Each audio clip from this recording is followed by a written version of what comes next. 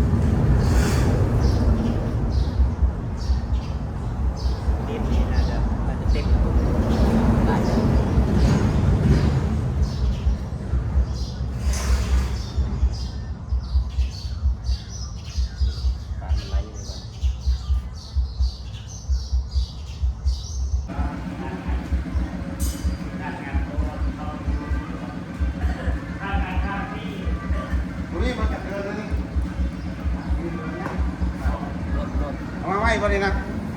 ใช่สปอนเซอร์แจกโอ้ธรรมดาไม่ใช่นะคักหรือเปล่าถ้าตัวเลขเลยนะใช่ตัวเลขตัวนะฮะตัวนั้นจะมาจอดท่อจะมาเห็ดท่ออันนั้นจะจอดเองตัวเลขอะไรชื่อมาเม็ด1,400มีรีวิวตัวเลขนั่นครับบอกตัวเลขนะซื้อเอาน่ะมันเป็นยังไงบ่ได้เป็นยังแล้วลีนออกซื้อลีนออกไอ้นี่ซื้อซินในชินบุเล่ใหญ่ซื้อ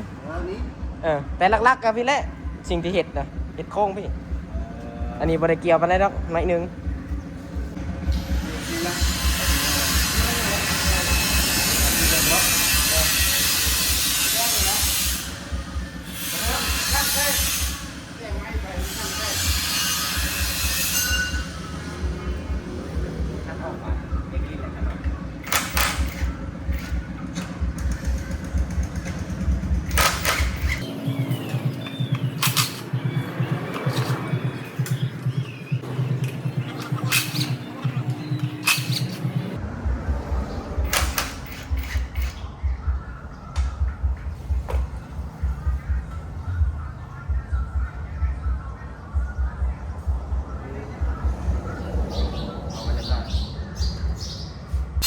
คันน็อตใหญ่ๆอยู่ในระหว่างนี้คันออก2 อันกระถอดตัวนี้ออกมาได้ประมาณนี้เนาะแต่ว่าน็อตมันชี้ชูมครับเบิร์นี่น็อตตัวนี้แหละถ้าน็อตตัวนี้ออกกับน็อต2 อันนี้น็อตตัวนี้ก็เป็นน็อตเบื้องนี่นะนี่ประมาณนั้นไว้รุ่นเดี๋ยวเลือกก่อนแป๊บนึง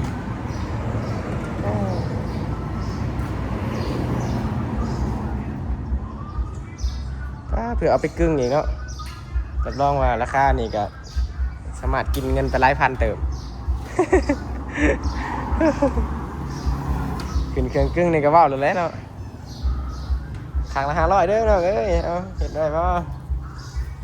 จบเลยแล้วเขาสร้างเปิดอยู่นี่ผัดอยู่พุ่นมันก็บ่ฮอดพุ่นแล้วใหญ่ผู้อีก เดี๋ยวหันอันนี้กันต่อกันหันน็อตอันนี้กัน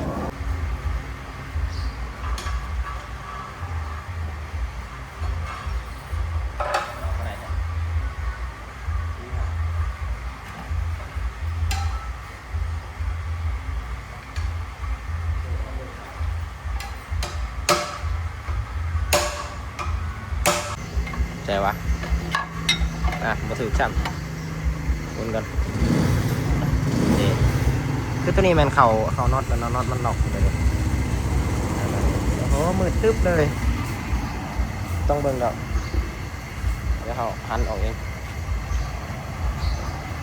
โอ้สางเขาหันเลยหันออกทาง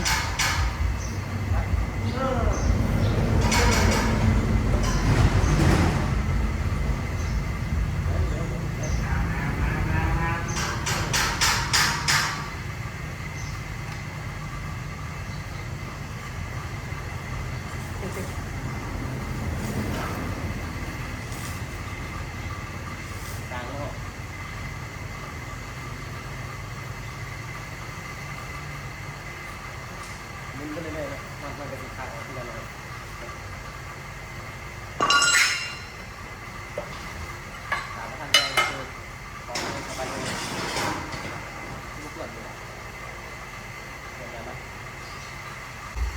นี่เนาะมางแล้วมันสิเรียบร้อย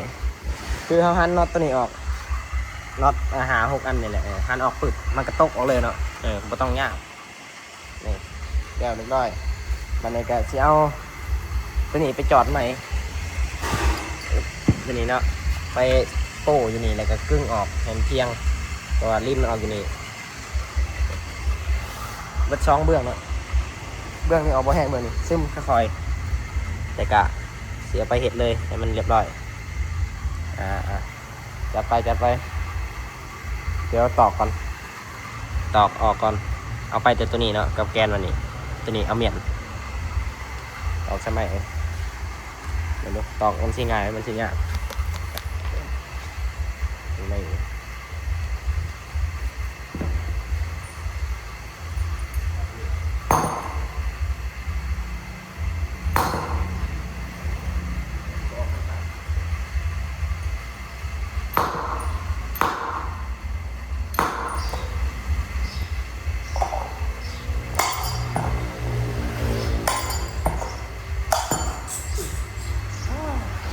ลุกจนได้นี่แหละมันคาบีหน่อยนี่อยู่ไหนนี่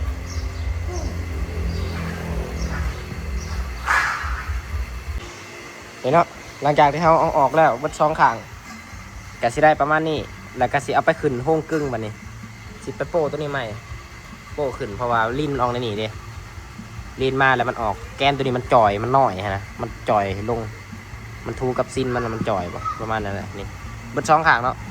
ทางนี้บ่ได้ออกแต่มันซึมน้อยนึงข้างนี้มันกระลุกคือกันนี่มันต้องได้ไปโป้เนาะออกได้เรียบร้อยถ้าติดตามเบิ่งเนาะว่าสิเป็นอันใดหลังจากที่ไปโป้แล้วก็มาประกอบแล้วก็สิแต่งเติมยังอีกรุ่นอันนี้ก็ได้ใส่ท่อจากสปอนเซอร์เขาใหม่นี่เป็นงานเนียนๆของแท้ของฟรีนะจัดไปไปรุ่นจัดไปตอนนี้เดี๋ยวเราเดินทางไปโป้อันนั้นเลยเนาะไปก่อนตอนนี้ก็มาอยู่ห้านกึ่งคือเขามาป้ามีในตอนเที่ยงแล้วก็เรายังมาวางเนาะตอนแรงก็ว่าเฮ็ดให้ก็เลยมาเบิ่งตอนนี้ก็เป็นเวลา5 โมงแล้ว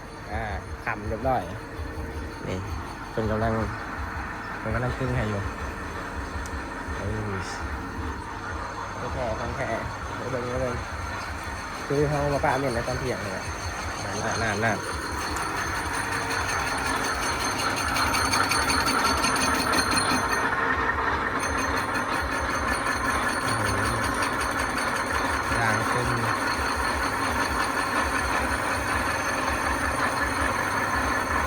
กำลังเสียนเลย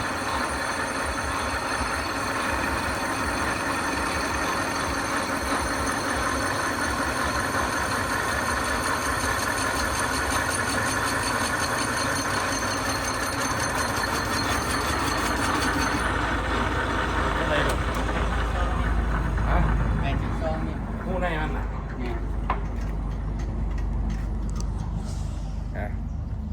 ติดตามตอนต่อไปของแท้น้องทุกคนกะมาหอดเวลานี้ก็ได้แล้วไปทีเรียบร้อยหลังจากที่เอาไปกึ่งในตอนนั้นนี่สภาพก็จะเป็นแบบนี้ตอนกึ่งก็ไม่ได้ถ่ายด้วยสิเพราะว่าเราไม่ได้อยู่เอาจะเป็นทรงนี้เนาะโอ้ยนี่ก็ลื้ออยู่กำลังอันนั้นอยู่โอ้จัดไปสุดชีวิตสู้ชีวิตขนาดแต่ละขันแต่ละตอนโอ้ยเอาจัดไปกำลังคัดเอาอยู่นี่ลอกเอาหมดทุกอย่างรถกันยังไม่ได้ติดในฟังเสียงมาแล้วมือคลิปหน้าเนาะมือหน้าก่อนนี่มันไม่ได้ใส่บุหรี่นี่ยังไม่ได้แป้งวางลิ้นย่อยอย่างหลายอย่างอยู่เลย